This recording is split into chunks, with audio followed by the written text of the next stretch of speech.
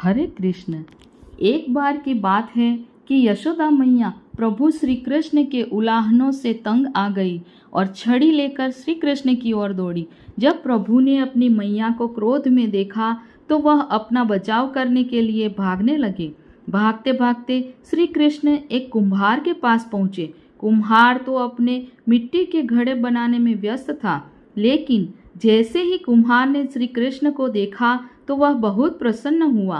कुम्हार जानता था कि श्री कृष्ण साक्षात परमेश्वर है। तब प्रभु ने कुम्हार से कहा कि कुम्हार जी, आज मेरी मैया मुझ पर बहुत क्रोधित है। मैया छड़ी लेकर मेरे पीछे आ रही है।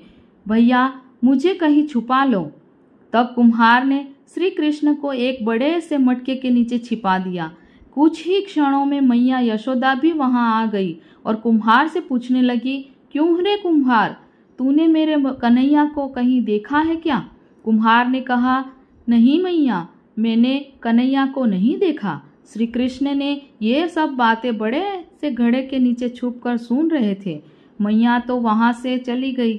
अब प्रभु श्री कृष्ण कुम्हार से कहते हैं, कुम्हार जी, यदि मैया चली गई हो तो मुझे इस घड़े से बाहर निकालो। कुम्हार बोला, ऐसे नहीं प्रभु जी, पहले मुझे 84 लाख योनियों के बंधन से मुक्त करने का वचन दो। भगवान मुस्कुराए और कहा, ठीक है, मैं तुम्हें 84 लाख योनियों से मुक्त करने का वचन देता हूँ। अब तो मुझे बाहर निकाल दो। कुम्हार ने कहा, मुझे अकेले नहीं प्रभु जी, मेरे परिवार के सभी लोगों को भी 84 लाख योनियों के बंधन से मुक्त करने का वचन दोगे तो मैं आपको इस घड़े से बाहर निकालूंगा। प्रभु जी कहते हैं, चलो ठीक है, उनको भी 84 लाख योनियों के बंधन से मुक्त करने का वचन देता हूँ मैं। अब तो मुझे घड़े से बाहर निकाल दो। अब कुम्हार कहता है, बस प्रभु जी, एक विनती और है, उसे भी पूरा करने का वचन दे दो तो मैं आपको घड़े से बाहर निकाल दूंगा। भगवान बोले, वो भी बता दो, क्या कहना चाहते हो? कुम्हार कहने लगा, प्रभु जी, जिस घड़े के नीचे आप छुपे हो उसकी मिट्टी मेरे बैलों के ऊपर लाद के लाई गई थी। मेरे इन बैलों को भी 84 के बंधन से मुक्त करने का वचन दो। भगवान ने कुम्हार के प्रेम पर प्रसन्न होकर उन बैलों को भी 84 के बंधन से मुक्त होने का वचन दिया। प्रभु बोले, अब तो तुम्हारी सब इच्छा पूरी हो गई, अब तो मुझे इस घड़े से बाहर निकाल दो। तब कुम्हार कहता है, अभी नहीं भगवान, बस एक अंतिम इच्छा और है, उसे भी पूरा कर दीजिए। और वो ये है, जो भी प्राणी हम दोनों के बीच के इस संवाद को सुनेगा उसे भी आप 84 लाख योनियों के बंधन से मुक्त करोगे। बस यह वचन दे दो तो मैं आपको इस घड़े से बाहर निकाल दूंगा।